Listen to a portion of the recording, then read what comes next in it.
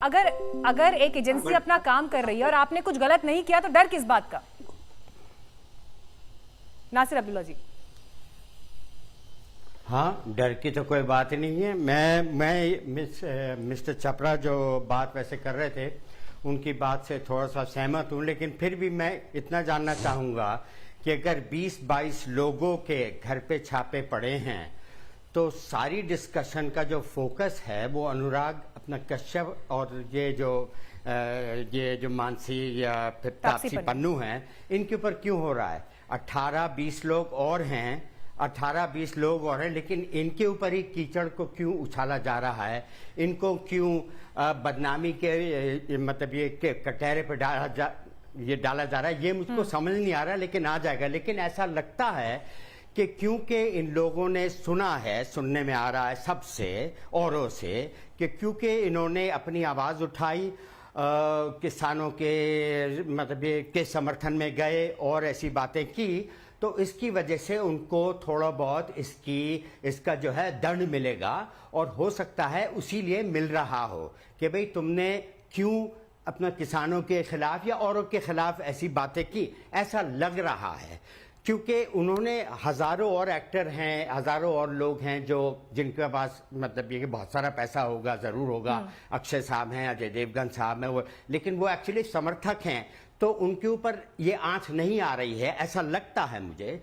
तो मैं यही सोच रहा था कि इस ज़माने में ऐसी जैसे कि सुशांत सिंह के मामले में हुआ, इतना बड़ा बवाल, लोगों ने कुत्तों की तरह एक दूसरे के गले पे हमला किया, नहीं ये है वो है, मैं भी इन्वॉल्व हो गया, बिला वजह निकला क्या?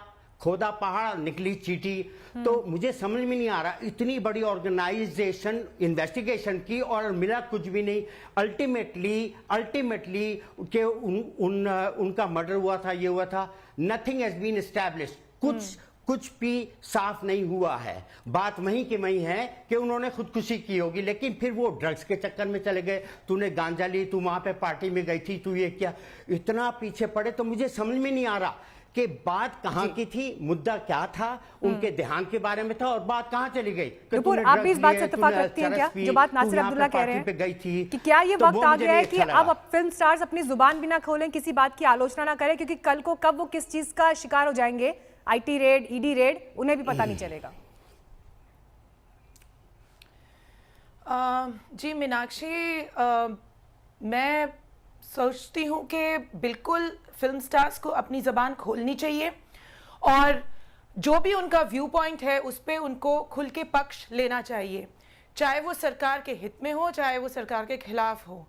पर यहाँ पे जो मुद्दा है तापसी पर और अनुराग कश्यप के घर पे और फैंटम प्रोडक्शंस पे अगर रेड हुई है, मधु मंटाना के यहाँ पे क्वान प्रोडक्शंस में रेड हुई है, तो मुझे नहीं लगता कि ये सिर्फ इसलिए है क्योंकि वो सरकार के खिलाफ बोलते हैं। ये तो सिर्फ एक मुद्दा बनाया जा रहा है पॉलिटिकल वेंडेटा का।